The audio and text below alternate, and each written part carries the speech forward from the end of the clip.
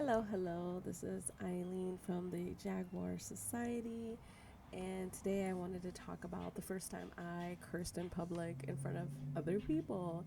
Now, this is my lesson two in my Jaguar Society because it was a very big deal for me in my development.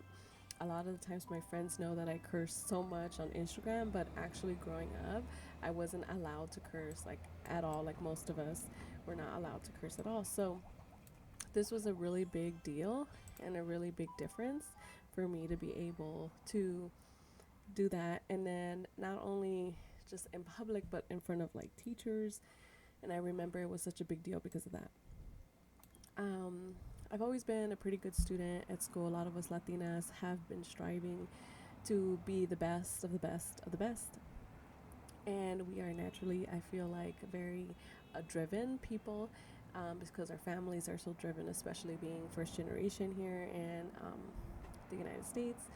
So, a lot of our family members, for example, my family speaks both English and Spanish because they really strive to learn both languages, um, English as a second language.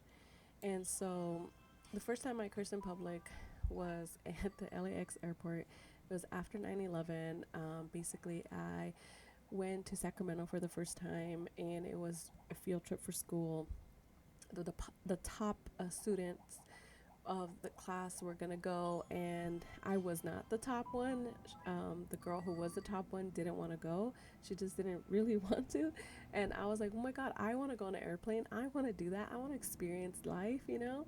So um, they asked me to take off my shoes at the TSA LAX airport, and I was so pissed off that I had to do that. Like, I didn't realize how much of a big deal it was.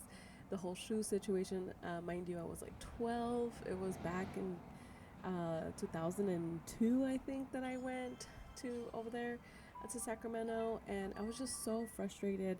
And I remember it was like the first time I was angry in public, and I think that is something that us Latinas are not allowed to do a lot of the times. We're not allowed to be upset or angry or annoyed, yes, complaining, yes, but not angry. So I was really upset and I was cursing. I can't believe this, you know. This is so fucking stupid. Why do I have to take off my shoes? And they literally detained us, girls, for like an hour because of my shoes. Mind you, I didn't even want to wear the damn shoes. Like, my mom is a very proper woman and she wanted me to wear the shoes. So she dressed me up. She did my hair and everything. She thought it was going to be like such a big deal to go to San Francisco and to see the Capitol building. And it definitely was, but I mean, everyone else was dressed up like super normal. Everyone else had like jeans and a t shirt. Like, I was the only crazy person that was in heels and a dress, and like I had mascara on. Again, I was like 12. It was the first time I even had makeup on, really. Um, she curled my hair. Like, she woke me up earlier. I remember, like at 5:30 in the morning, just to have my hair curled. Like, my mom was like a lot. And a lot of us, our Latina moms, they strive to be, like I said, the best of the best. So she wanted me to represent the best out there.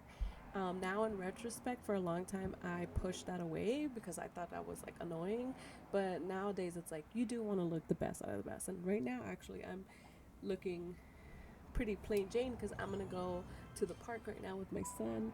We're gonna run around so I could physically feel the best for the summer. And so, yeah, that's what this is about. But yeah, I just want to talk about how, like, expressing your anger out in public and in Latina, being constructive about it, and being able to really control your thoughts and control the way you express yourself. You know, and I think it's very interesting and very powerful when you do that, because once I was able to do that, I was able to get grasp more control of my life. And I think you can see it with people who don't have a lot of control of their own communication and their own thoughts, and it changes the way you move in the world. So I think this was a very important lesson for me, that I should be able to express myself, but also in the way that not to be afraid to express myself. And I really do believe that that is important. And also that people around you also need to give you that leeway. For sure, they need to give you, and you need to also allow people to have the space to express themselves.